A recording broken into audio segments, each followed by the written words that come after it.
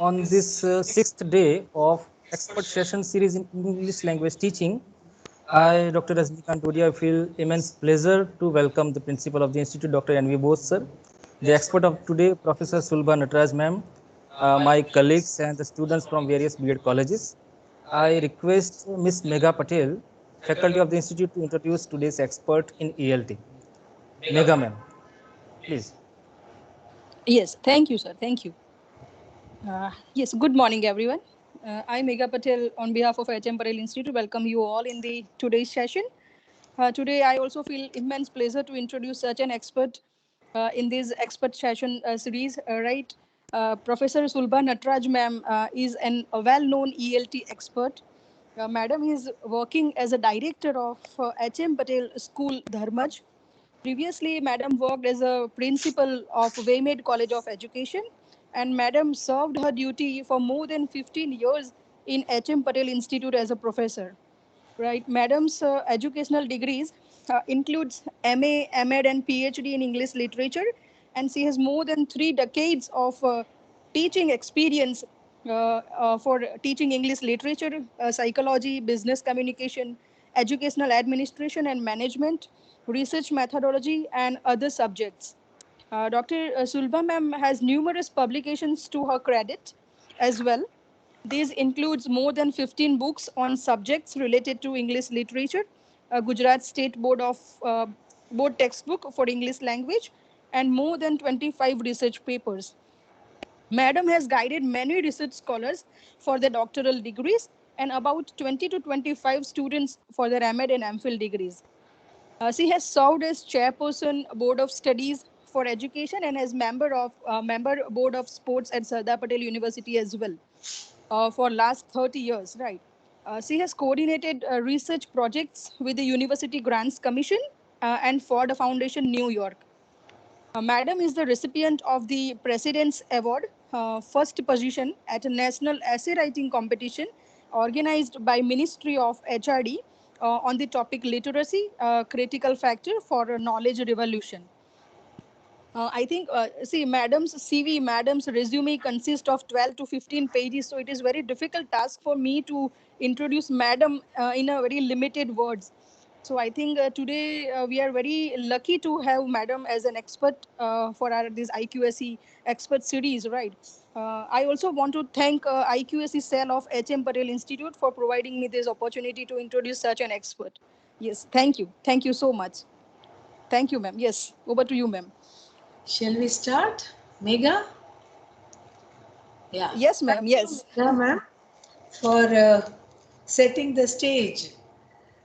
Yes, ma'am. Every time I'm introduced, I feel it's somebody else who is being introduced, somebody else who is being talked about. Anyways, yes, uh, it's nice to interact with young people because almost every 10 years, almost every decade, we find a huge change in the society.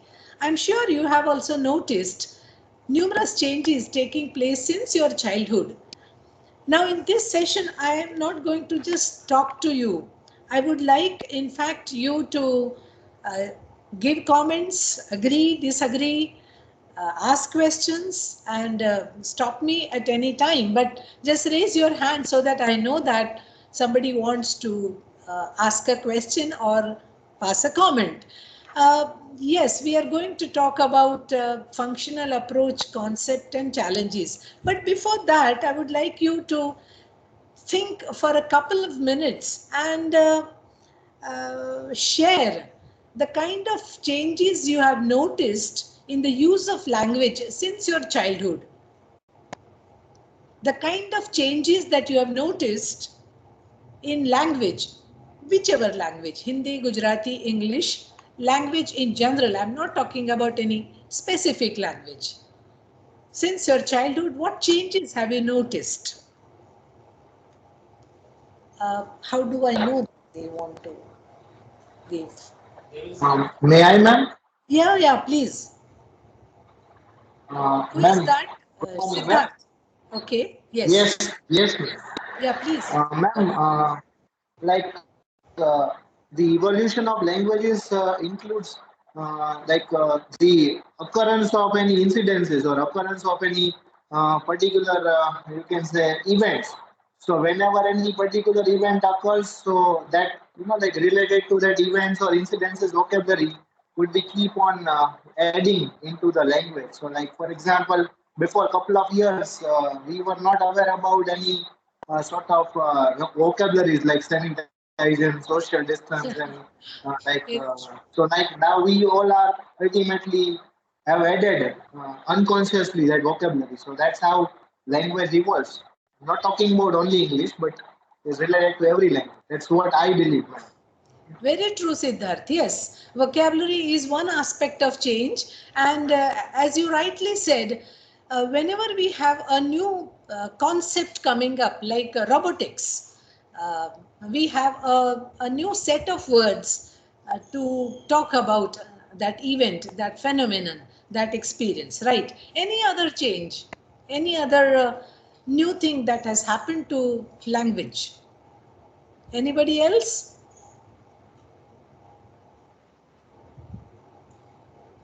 Okay, let's talk about language teaching. Now think of the way you were taught English and or even for that matter other languages, but mainly English, and the way you think it is being taught today. Is there any difference? Anyone? Do you think that English is being taught in the same way for the last, let us say, 20-25 years? Since the time you were in school and the way it is happening now? May I, ma'am? Yes, yes, go ahead. Yes. Like before this corona, we were getting this English teaching by face-to-face mode, and right now we are getting through online sessions and all. Okay, this is the mode of presentation, Nirzari. Yes, but that's a good observation. Now we are phygital, right? Physical as well as digital. I mean, now our classes are going to be partly physical and partly digital. So this is the hybrid mode of teaching. Uh, the blended mode of teaching is going to continue. Yes, but even in terms of classroom methodology, you would have I'm sure you have seen that some teachers use lots of activities, some teachers give focus to grammar rules, and they ask students to write down all those rules or memorize all those rules. All right, so these are some of the changes which we are going to talk about. The way Ma'am, may language I teaching. add something? Sorry? May I add something Yeah, please do on that. context of your question? Yeah, please. Yes, ma'am. Like when we were school at that time, it was a type of kind of a conventional teaching. I mean, like not conventional in the way we, because still we are using this blackboard and all. But that I'm not talking about that tools. But it was a kind of a very conventional that teacher comes, he or she explains the particular topic, and then evaluate us in the same you can say this conventional manner. But now the so many approaches, so many methodologies have evolved over the years, and even like ICT tools, right, through which the language learning can become so you can say handy, and even in all the you can say manner in explanation as well as in evaluation. So like with the growing years, you can say due to advancement in technology, uh, we Okay. have evolved, right? Yeah, thank you, Siddharth. Now, these changes have occurred in language teaching because the focus on classroom teaching has changed. Just as society changes, the views on different subjects also change, because ultimately we are teaching people and we are teaching the way we understand the subject. So in the past, language was also seen like any other subject, content based subject, whereas now the focus is more on its use. So storing information is not considered important at all. Now it is its use which is considered more important. Not only in language, but even in other subjects now the focus has been more on skill development rather than skill sharpening rather than on accumulating information. So we have moved from knowledge to skills. When there were limited number of people going to school and limited so resources, limited libraries, and it was not accessible for everybody to have access to knowledge.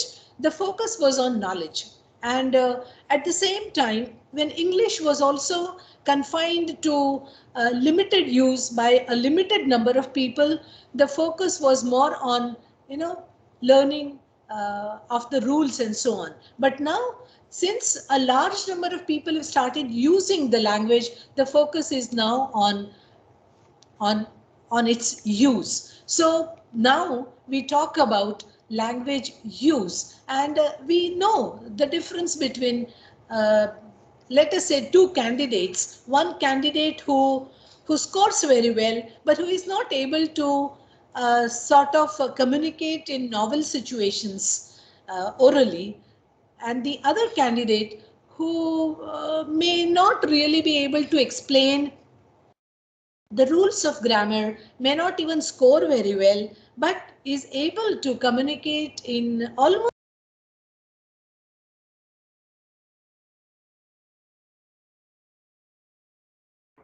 Ma'am, you are muted.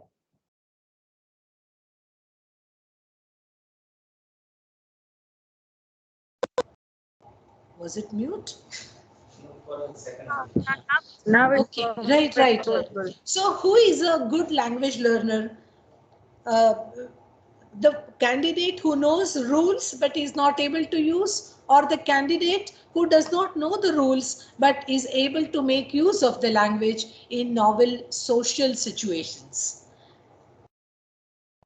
What are the typical aspects of the two candidates? What about the candidate who knows the rules? What is his significance, and what are the characteristics of the second candidate who is able to use the language, and what is the uniqueness, who is a user of the language? Obviously you will say the second one. Then what is the relevance of rules, knowledge about language, and actual use of language, right? These are the two expressions we use.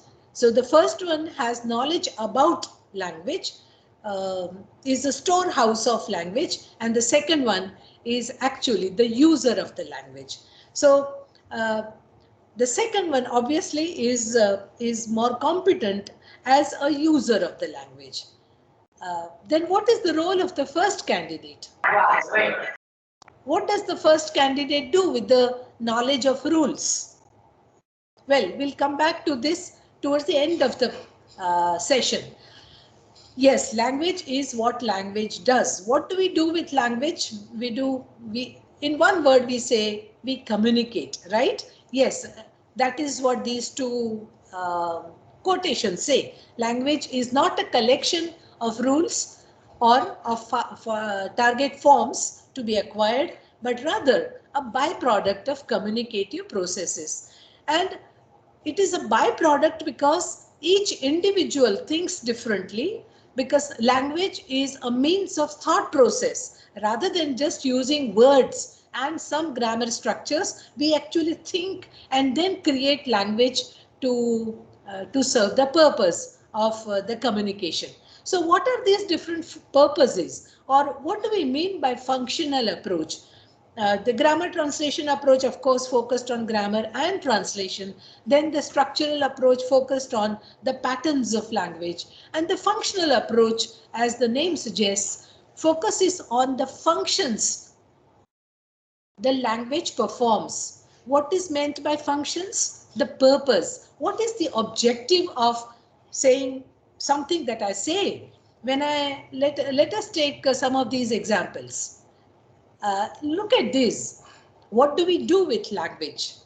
Uh, The first one is, can I use your pen, please? And it's a request, right? Shall I carry the bag for you? This is someone offering help.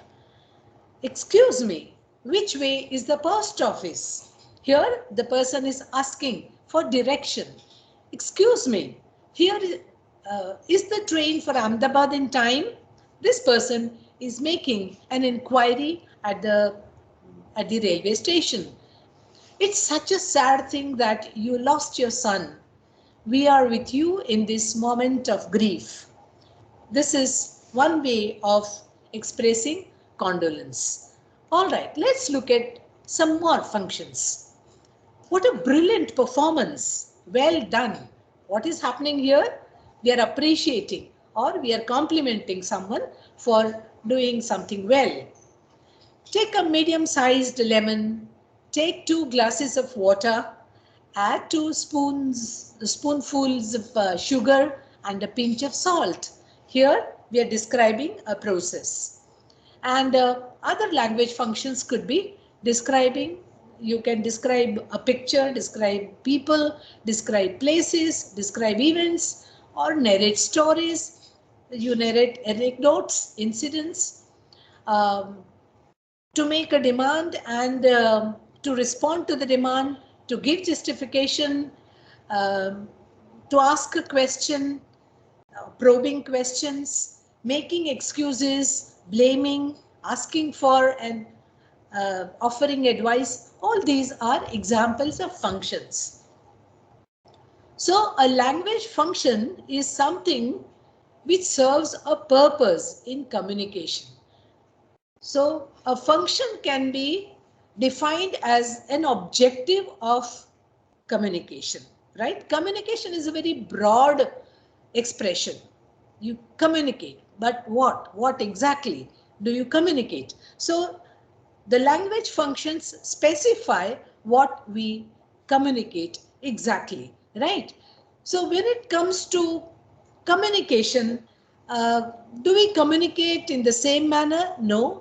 Once we have a sizable number of words with us and structures with us, then each of us would communicate very differently in different situations. Let us see how we do that.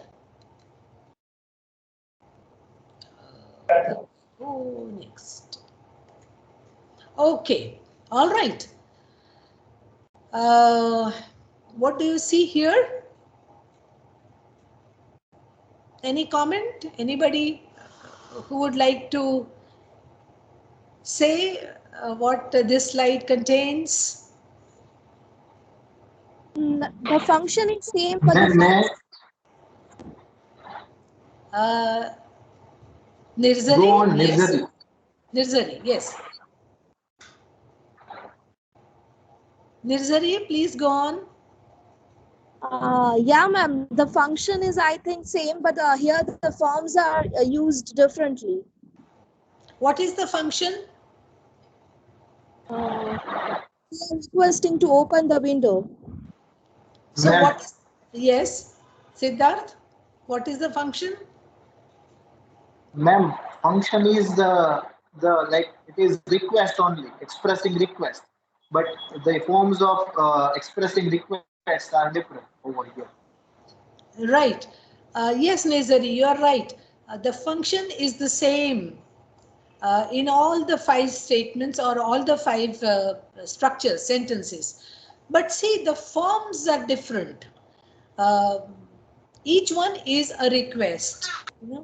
You make a statement and say, please open the window. Who is speaking? Urvashi? Urvi? All right. So here is one statement. Please open the window. And then there is a question. Do you mind opening the window? Would you mind if I ask you to open the door or window? Let the window be opened, please. Open the window, will you? Now, why do we have such different forms? One is creativity, the freedom for individual expression, And the other is levels of formality. You know, when you are very close, you might just say, open the window. You may not even bother about the tone. Otherwise, you would be very cautious. And if you're really asking somebody who is much elder to you or distant in position also, then you might say, would you mind if I ask you to open the door, open the window? So these are levels of formality. But the essential function remains the same, making a request. Now, if you really look at the grammar aspect, they are all different patterns. And if you start teaching grammar rules, then the students also would be confused and they'll keep this as a knowledge, as information in their notebook, but they may not be actually able to use this information. Let's look at the next part. Somebody else who can comment on this other than Siddharth and Nirzari? Anybody? You don't really have to feel that it has to be 100% accurate. You will be right. In any case, there is individual freedom in expression, especially in language classes. Anyone who would like to comment on this? What do you understand by these, by this slide? Whatever you see on the slide. I can see Parth. Parth, would you like to say something? Urvi? A language class cannot be a silent class, right? A language class means there has to be a lot of talk, a lot of discussion. Discussion means not talk only by the teacher, but by students as well, by participants as well. Yes, Monas bhai, perhaps you want to talk. You want to say something. No, he's on hold. All right. Either Nirzari or Siddharth? May I, ma'am? Yes, Nirzari.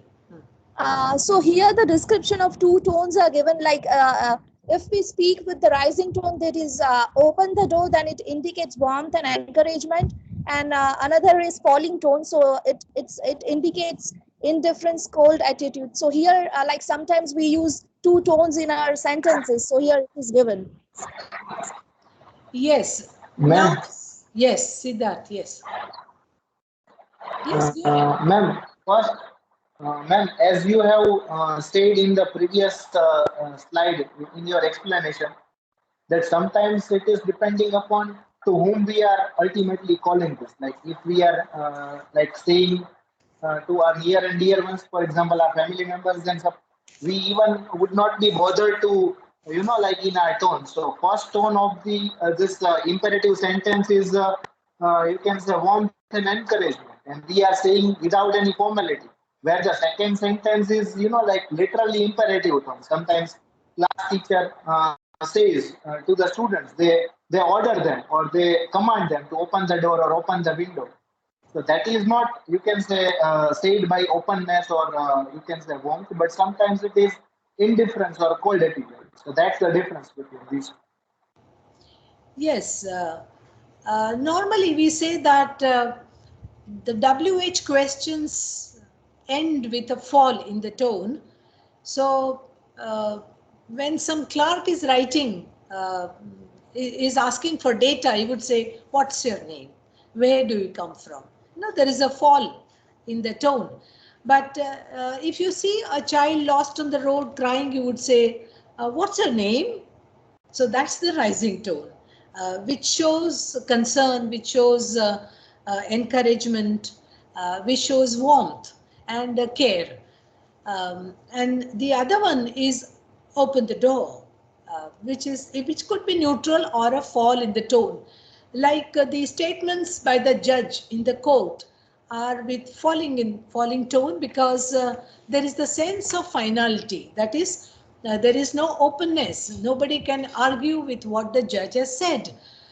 So see the difference here. The form is the same, but the function is varied. In the first one, it's a request or said something with warmth, openness, and the other one is something wherein the answer is final. You do it. It's like used in command. So this is the difference between form and function. And now we focus on teaching through functions. I mean, teaching through the functional approach, which focuses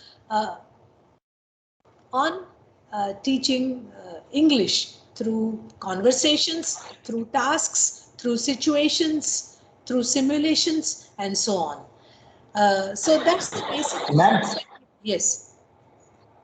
ma'am, I'm really sorry to interrupt you, but can we consider this like two of the sentences, the difference between command and a order? Can we consider? Command and order are the same. Request Means and like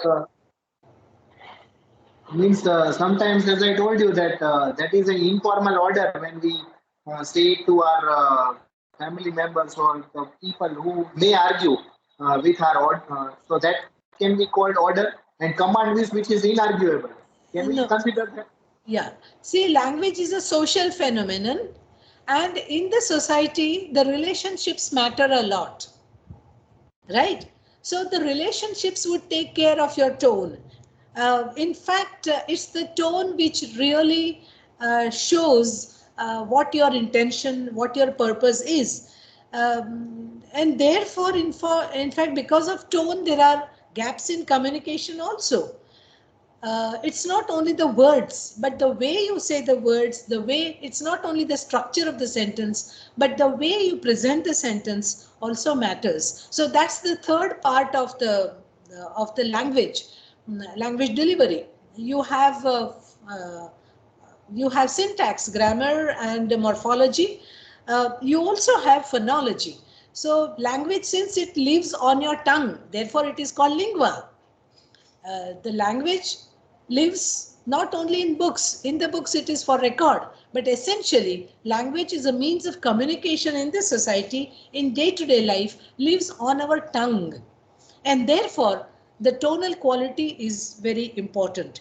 Yes, it is through our tone also that we indicate what function it is, right? So the form may be the same, but the function could be either of request, warmth, concern, or it could be just an order, command, do this kind of thing, right?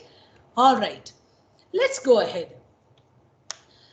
Okay, now maybe I think we can pause for a while, and I would like, in fact, all of you to think of some more functions.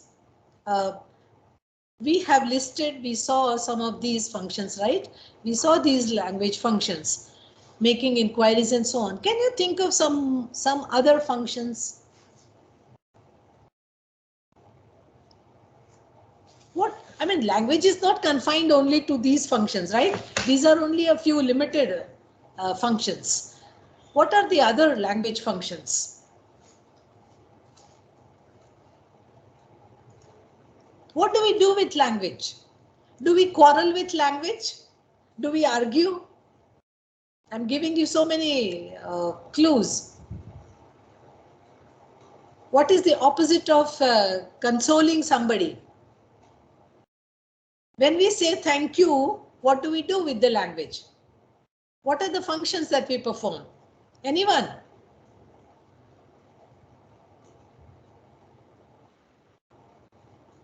Yes, who would like to say something? How to reply?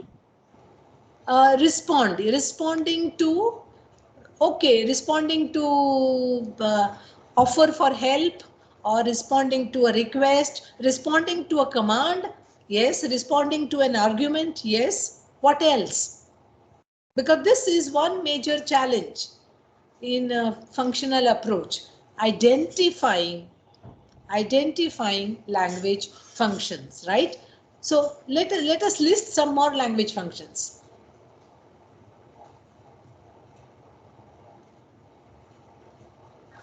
There Ma'am, are, expressing contrast.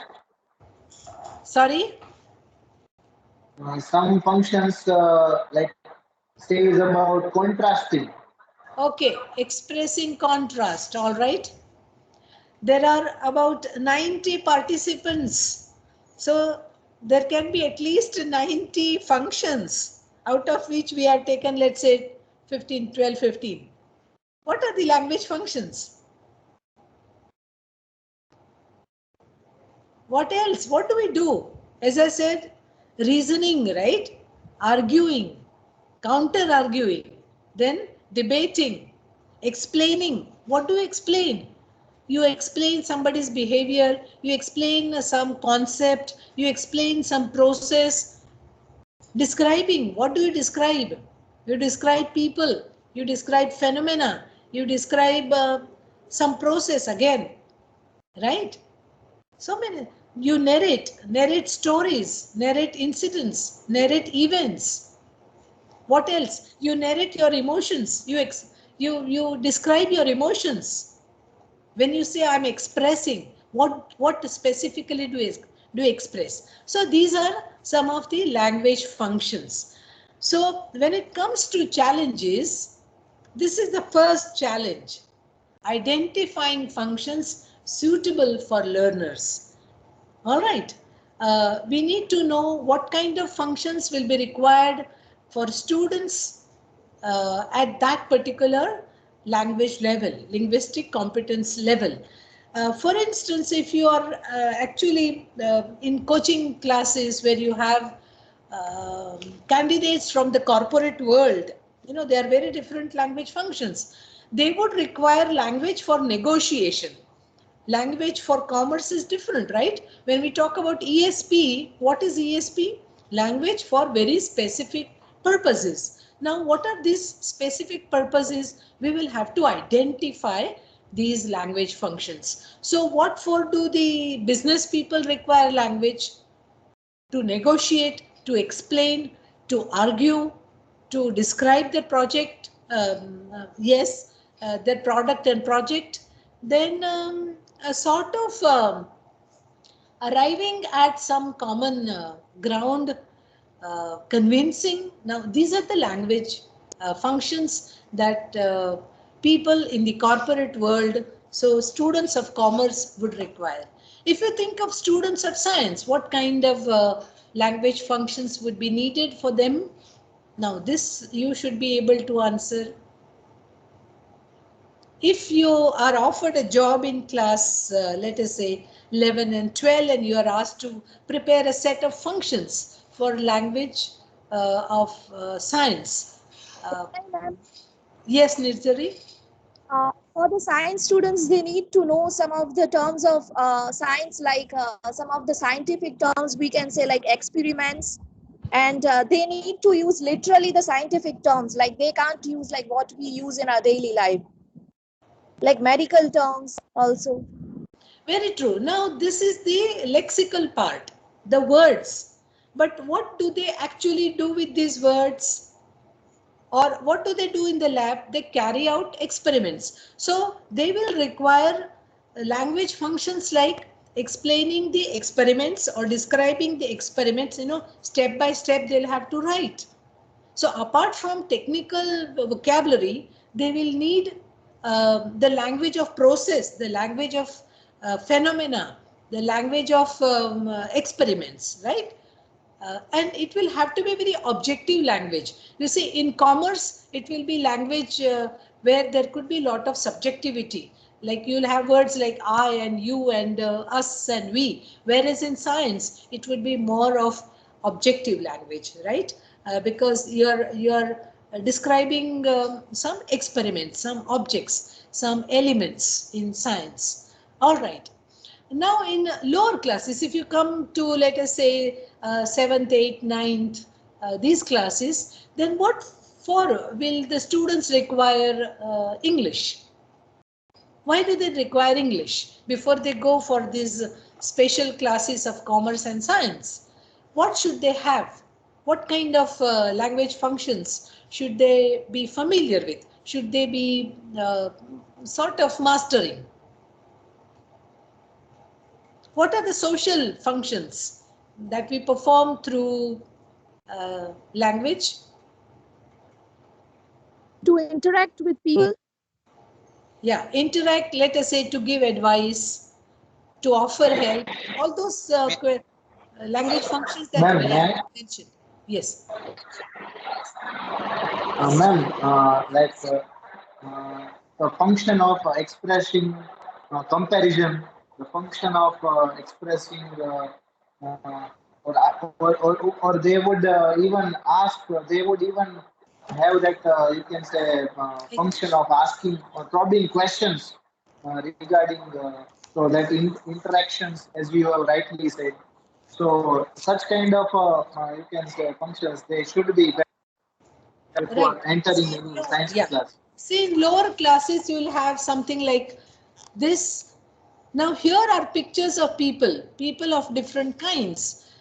You can make a list of words, list of vocabulary, which helps students in describing people, and then that function, describing people, could become a major one, because at that age, we are required to talk about people. Now, in order, if you take the second point here, creating situations and preparing materials, because that is the second challenge why teachers don't use the functional approach.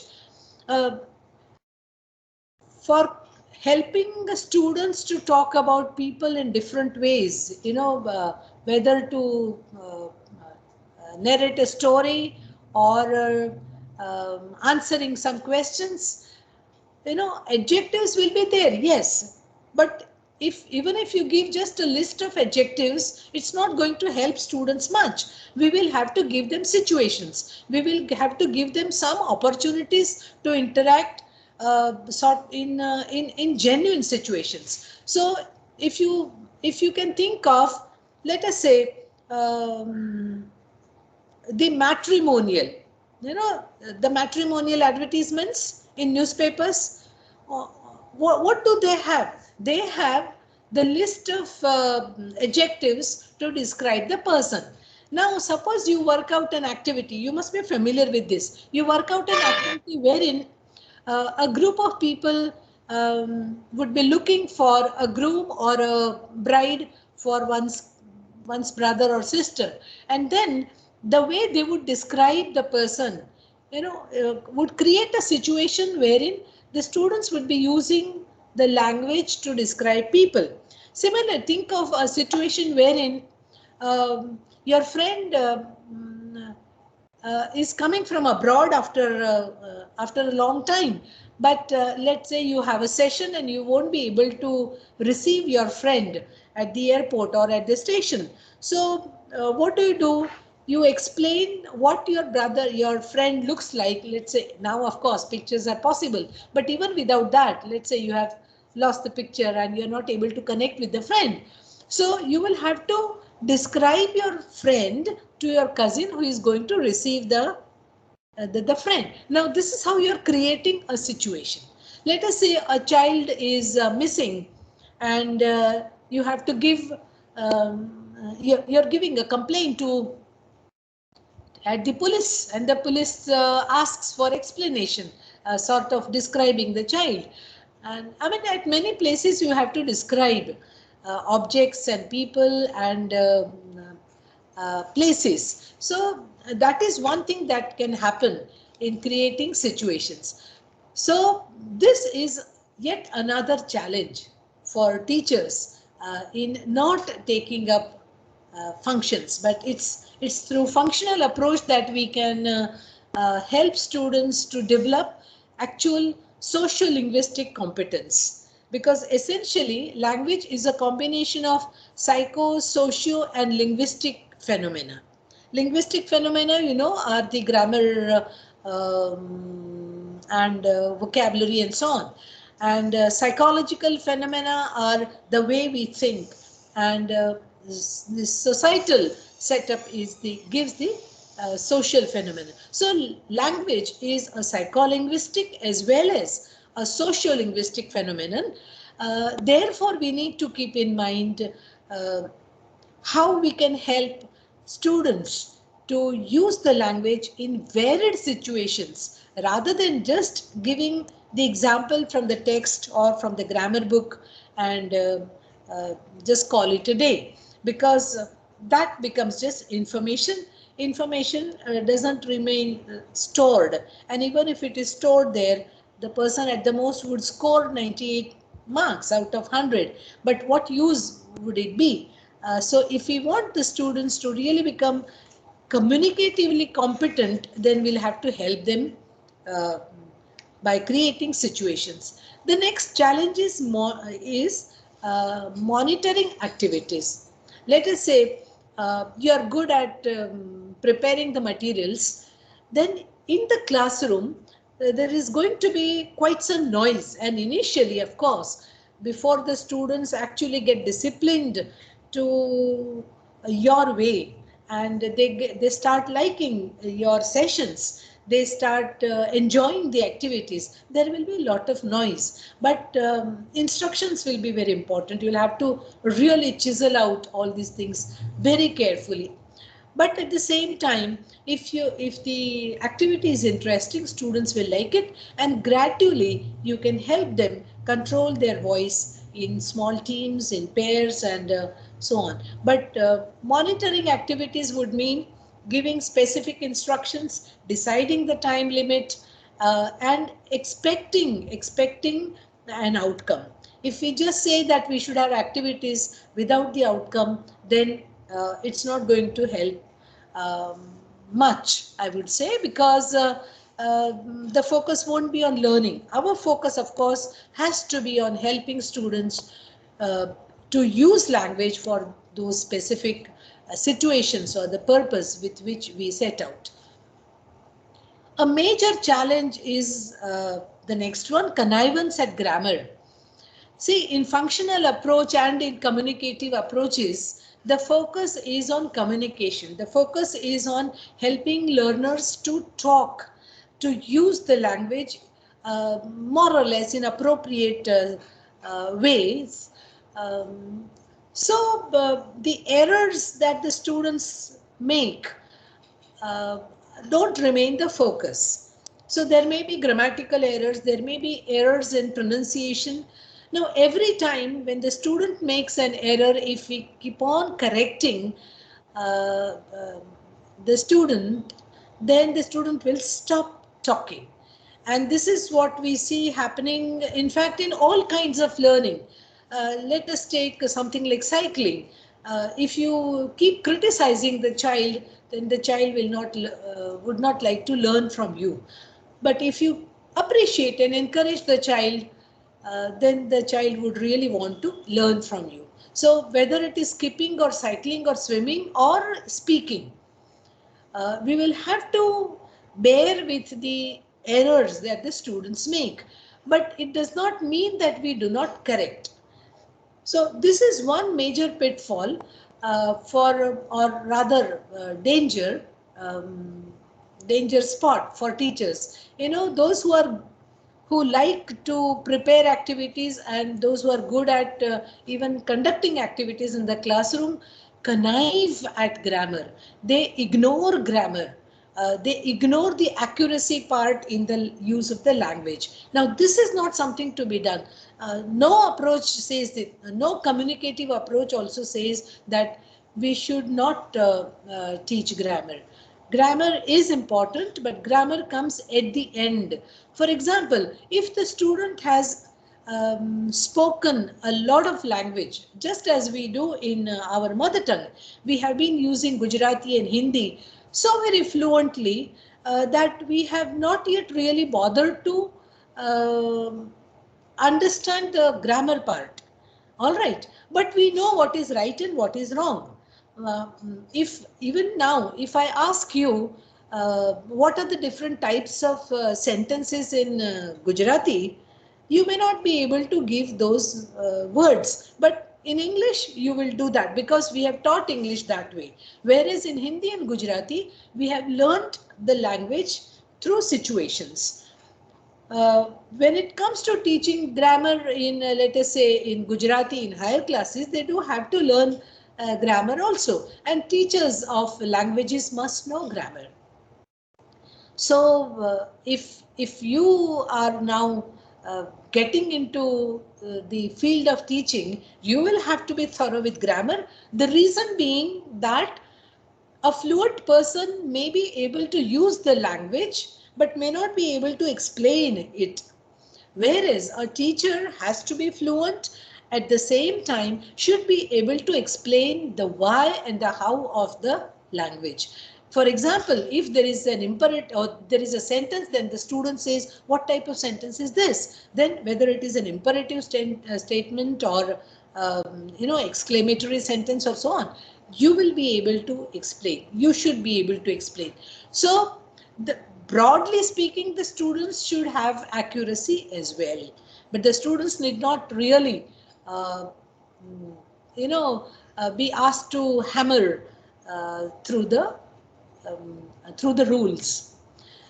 Assessment of learning is also a challenge in sessions where you have functional approach. But once you have taken care of the activities, appropriateness, as well as accuracy in grammar, it should not be very difficult. In fact, students will be able to write essays better. They'll be able to answer the comprehension questions also better with more lucid language, even in a more accurate manner. So, but yes, assessing learning also will have to be thought of differently, maybe in terms of contextual learning or contextual situations will have to be given, maybe incomplete dialogues or close passages or implied questions. But this also is a challenge. So, with the change in the social patterns, wherein we have now more freedom for learners, more utilitarian value for learning, rather than just keeping our learning confined to knowledge. The focus now is on functional approach. And if we take care of these challenges, and if we are able to reach out to students by helping them to develop their competence, not just linguistic competence, but also socio-linguistic competence, then we would have done our job very well. Not only we will be happy, the students also will be happy with us, and we would have served the society. So we would have done our work very well. Let's think of questions from your side. One or two questions from your side.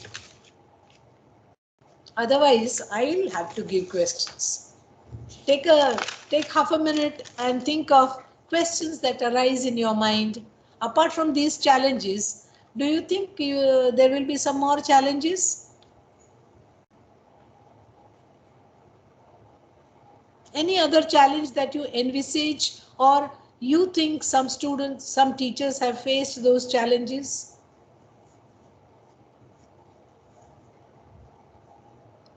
No? So, silence has two meanings. One is either we have understood everything, or else we are yet waiting for some more clarity. I know this is just one of the sessions on functional approaches, and once you start working on this, you will understand the problems. Yes, young teachers have this enthusiasm to try everything and to change everything to help students. Yes, but at the same time, there will be challenges. Since you don't have a question, I have a question for you. Ma'am, Yeah. Who we is ask that? Who is that? Maunas here, ma'am. Yes, Maunas sir. Yeah, Dr. Maunas Thakur. Please. Yes. Ma'am, when we talk about functions, uh, it so happens that it has a kind of influence of culture. Because some expressions are different in one language and some expressions are different in other. So, is it possible that the standard English that we learn may differ when we teach in some other part of the world? So, is it possible that the influence of the place and the culture very much there on the functions in English. Very true, very true. In fact, Dr. Thakur has brought about a very relevant point. See, language is a social phenomenon. Language takes place only in the society. So the people who are interacting would decide what is appropriate. So there would be a few things which happen in one society and they don't happen in another society. And therefore, translation becomes difficult. And therefore, in fact, mannerisms also can lead to lack of communication. So communication is such a broad concept that it is not even confined only to language or to the tone or or it reflects the entire person. In the sense, the way we dress also communicates, the way we stand also communicates, the distance between people communicates. Now, all this is a part of communication. So language functions also obviously reflect the culture. And therefore, if you're planning to teach, you're planning to work with some specific group, it's good to know the audience. They say, I mean, it is right, it is rightly said that unless you know the audience, you won't be able to communicate, you won't be able to reach out to people. For instance, if you are using English, if you're teaching English to students in Ghana, in Africa, then there would be a few situations which you're just not able to explain, or the student is not able to understand. It's quite likely. Yeah, very true, very true. Therefore, those expressions of the community are needed. For example, if you are explaining the Indian wedding, now in India also you have the Christian wedding, the Muslim wedding, and the Hindu wedding, three major types. You will have different words and you will have very different connotations of the words. So yes, that's important. Therefore, fluency is not just a matter of speed. It's not just a matter of being able to talk to one group of people. A really fluent speaker is able to manage as divergently as possible and without much gap in communication with a large number of cultural groups. That is fluency. Yes, Dr. Mohanas, does that satisfy you? Yeah, thank you. Yeah. Anybody else who has a question?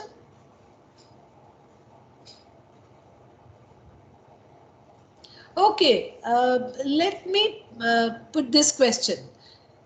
Negation. Negation is a concept. You want to say no, right? And there are ways and ways of saying no. How do you express negation in English? May I, ma'am? Yes, please. If someone is asking that do you like that movie, then we can then to answer that by directly saying no, that would be bad, but instead of that we can say that no, I'm not fond of that movie. So that way there are many ways to say negation. Yeah, okay. I'm not fond of watching movies. All right. Suppose I don't want to use no or not. Is there any other way? Negation. I want to deny and still I don't want to say no. I don't want to use the word no. You don't disagree. I mean, we can say that it's not my cup of tea. okay, all right. I don't have time. All right. Where is time? All right. Okay. Another way. Let's take this situation. Somebody has offered you to go for a movie and you want to say no. So what are the different ways? Okay, you might say I don't have time. Then what else? Ma'am, Yes, go ahead. We can say let's see. Let's see. Okay, let's wait. All right. Not for the time being. All right. Very good. What else? I think I would say that Oh, I would love to, but then I may negate. Yeah, okay, okay. Yeah, that's a good idea, but sorry, yeah. You can give some excuse. So excuse also is a language function, yeah.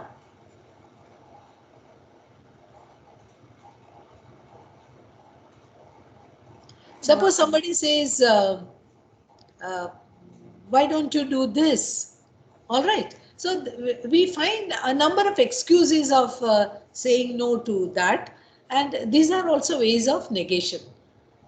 If I were the Queen of Sheba, uh, is also a kind of saying that, well, I am not. So why would I do that? All right, fine. So at various levels of language competence, we need to use language functions. Like at the shopping also we make inquiries, we ask about prices, we ask about the variety, and so on. And at the post office, the inquiries are of different type. At the railway station, the inquiries are of different type. In the library, at school, college, the inquiries are of different types. When we talk with our friends, we are more informal. But again, either we ask questions or we respond to their questions, or we give advice, we offer help. Now, these are the different language functions. But the way we use language in for the same function would be very different. Now, this is what we need to actually enrich our students with, and they would learn language better. They would love to learn the language. Unless we have any question, maybe we can close. We have some time, I suppose. If there is any question or comment, we can take. Otherwise, we may close. I'm really happy that so many have joined from different parts of the state. Yeah. Anybody who wants to say anything? Uh, there are samples of language functions activities in this book, and there are multiple copies of this book in your library. Otherwise, you will also find this book, Developing Communication Skills, at the Waymaid College Library. Yeah. All right then. Students, if you have any question, you can ask right now. Any query or confusion regarding this topic?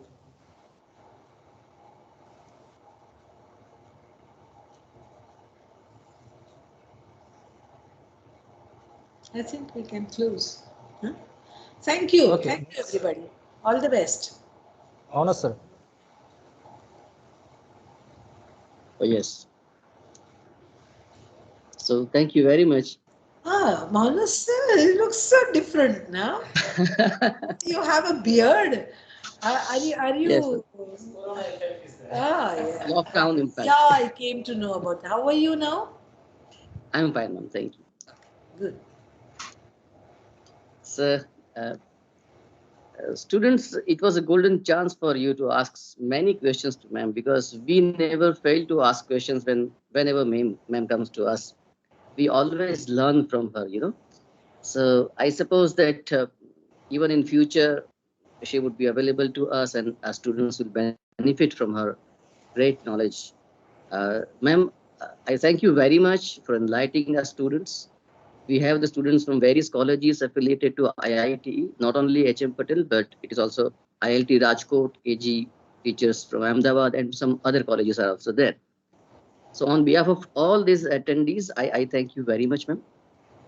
Today, students, you must have found that along with the content that madam shared with you, the method also was something to learn for you, because the way she asked questions, the way she motivated you to speak, the way she recognized your answers, this is something that you must learn from her. Particularly when we are teaching online, we find it really very difficult to communicate with students, to reciprocate. In such a scenario, how to make the students active in the class. This is something even we have learned, madam. Thank you very much. The concepts about functional approach must have been very clear, and you have really taught with some excellent examples, some practical examples, and it was really really very easy to understand whatever you taught. So I thank you once again, and on behalf of the IQAC, HM Patel Institute of English Training and Research, and on behalf of all the attendees, thank you very much once again. My pleasure. And all the very best to everybody. Thank you, ma'am. Thank you. I think with that, we shall close the session. Thank you, students, and now you can leave. Thank you very much. Thank you, sir. Thank you, sir. Yes, I appreciate all the students who actively participated, particularly Nursery and Siddharth. And I wish that all other students also. Thank you, sir. Thank you, sir.